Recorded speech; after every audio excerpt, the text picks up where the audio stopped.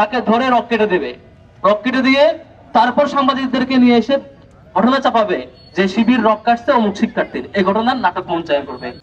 অনেক কথা হয়েছে, কালকে ঘটনা একটু খুলে বলা দরকার।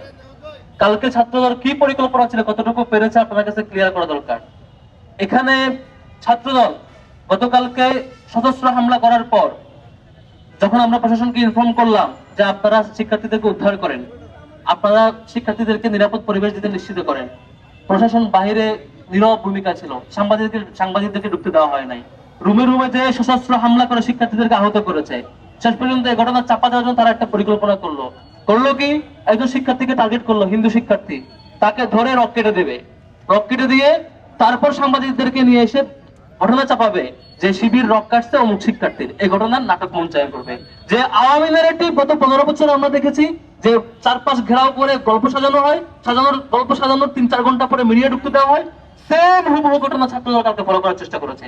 ভাগ্য ভালো তাদের ঘটনা নষ্ট করে দেওয়ার জন্য শিক্ষার্থী বাড়িটা ছাদ থেকে দ্বিতীয় তলা থেকে লাভ দেয়, লাভ দিয়ে তার পা ভেঙে যায়, তার সেই ভিকটিম হওয়া থেকে বেঁচে যায়। কিন্তু আমরা জানতে পারি তাদের সেই পরিকল্পনাটা। এরপর আমরা প্রশাসনকে ইনফর্ম করি আপনারা একটু যান, পুলিশকে একটু ঢুকতে দেন, পুলিশ আপনারা একটু যান, সাংবাদিকরা যান, সাংবাদিকদেরকে যেতে দেওয়া হয়নি। পুরো নাটক মঞ্চস্থ করার পর সব রুমে রুমে যে কম্পিউটার ল্যাপটপ টাকা সব লুটপাট করার পরে এরপর প্রশাসন ভিতরে ঢুকলো। তখন ঢুকে লাভ কি আপনাদের? এরপরে পরিকল্পনা করলো এবার তারা তাদের ব্যবহৃত অস্ত্র শিক্ষার্থীদের রুমে রুমে রাখবে, শিক্ষার্থীদের বেডে বেডে রাখবে, শিক্ষার্থীদের লাগেজে রাখবে, রেখে তারা দেখাবে সাংবাদিকদেরকে এই হচ্ছে অমুক অমুক রুমে অস্ত্র ছিল। তাহলে এতক্ষণ ঢুকতে দেন নাই কেন? 3-4 ঘন্টা বন্ধ ছিল? কেন তাদের উপর আক্রমণ করার পর টানা সাংবাদিক এবং পুলিশটা চারপাশে ঘেরাও ছিল, দাঁড়িয়ে ছিল, তাদেরকে ঢুকতে দেন নাই? এই যে তারেক রহমান ক্ষমতা আসার পরে মিষ্টি মিষ্টি আলাপ দিচ্ছেন, সুন্দর সুন্দর কথা বলছেন, রাকিব ভাই দেখা হলে বলেন যে আমরা এখন দল রাজনীতি ফলো করার চেষ্টা করছি।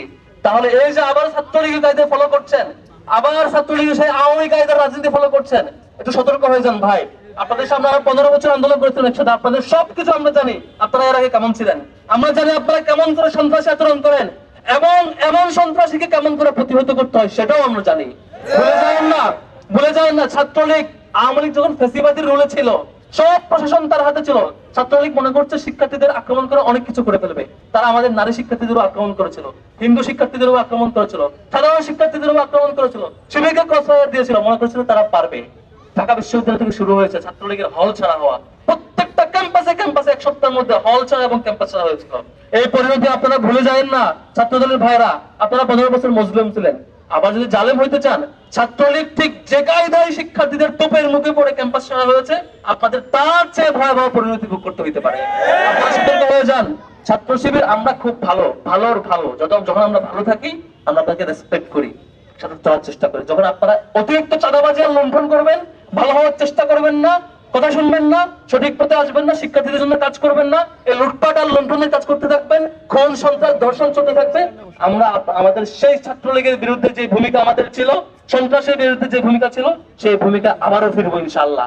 তখন সেই আপনারা প্রতিহত আর করতে পারবেন না, আপনাদের পরিণতি ভয়াবহ হবে। তারেক রহমান সাহেব গত কিছুদিন ধরে তারা বলছেন শিক্ষা ক্যাম্পাসগুলোকে তারা সংস্কার করতে চায়, ভালো পথে রাখতে চায়। শিক্ষা মন্ত্রণালয়ের সব সম্মানিত মন্ত্রী, মাননীয় মন্ত্রী, তিনি বারবার বলছেন ক্যাম্পাসে ভালো পরিবেশ আনতে চায়। যদি আপনাদের দলীয় গুন্ডা বাহিনীকে নিয়ন্ত্রণ না করেন আর এইভাবে সন্ত্রাস আর চাঁদাবাজ আর লুণ্ঠনে ব্যস্ত রাখেন, শিক্ষার ক্যাম্পাস, এই সুন্দর ক্যাম্পাস কখনো ফিরে আনতে পারবেন না। বরং শুধু ছাত্রদল ডুববে না, বিএনপি কে সতর্ক করবো, আপনাদের সুপিরিয়র প্ল্যাটফর্ম যে বিএনপি সহ তার চূড়ান্ত পরিণতি দিকে যাচ্ছে। একমাত্র দায় থাকবে ছাত্রদল। কালকে ক্যাম্পাসে এটুকু এমনিতে হয় না, আপনি খুঁজবেন চারপাশে যে এই যে চারপাশে এলাকা, প্রত্যেকটা জায়গায় তারা চাঁদাবাজি করে, প্রত্যেকটা জায়গায় তারা মাদকের অভয়ারণ্য নিশ্চিত করেছে। তারা এই যে মাদক চাষ, চাঁদাবাজ ক্যাম্পাসের চারপাশে, সাংবাদিক ভাই ইনভেস্টিগেশন করেন না, আপনারা পাবেন চারপাশের এই চাঁদাবাজি এবং এই যে মাদকের যে ব্যবসা তারা চালাচ্ছে, এটা দিয়ে তারা চলে। তাদেরকে বহিষ্কার করার পরে ক্যাম্পাস ছাড়ছে না, ক্যাম্পাসে তারা যাচ্ছে না। এই যে চাঁদাবাজ, মাদকের হাব, সবকিছু বাধা যখন ছাত্র শিবির যখন এসব নিয়ে কথা বলে, ছাত্র শিবিরের জনশক্তিরা যখন প্রশাসনকে এসব নিয়ে রিপোর্ট দেয়, তখন তাদেরকে আক্রমণ করতে হয়, তাদেরকে রাতের বেলা অন্ধকারে আক্রমণ করতে চায়। ভাইরে, আমরা এই আক্রমণকে ভয় পাই না, আমাদেরকে ভয় দেখায়েন না। আমাদের শত শত শহীদের পথ মারিয়ে আমরা এ পথ আসছি। আমাদের শপথ, জুলাই পরবর্তী সময়ে কোন ক্যাম্পাসকে দখল হইতে দিব না কারো হাতে। ক্যাম্পাস থাকবে শিক্ষার্থীদের হাতে। ক্যাম্পাস কোন রাজনৈতিক সংগঠন দখল করার জন্য নয়, ক্যাম্পাস অছাত্রদের জন্য নয়, মাদকের জন্য নয়। কোন ক্যাম্পাস, সেটা পলিটেকনিক্যাল ইনস্টিটিউট হোক, কিংবা অন্য কোনো প্রতিষ্ঠান হোক, ছোট্ট কলেজ হোক কিংবা স্কুল হোক কিংবা ঢাকা বিশ্ববিদ্যালয় হোক, কোন ক্যাম্পাসের কোন পর্যায়ে কোন রাজনৈতিক সংগঠন নিজের অধীনে নিয়ে দখল নেওয়ার চেষ্টা করবে আর আমরা প্রতিহত করব না,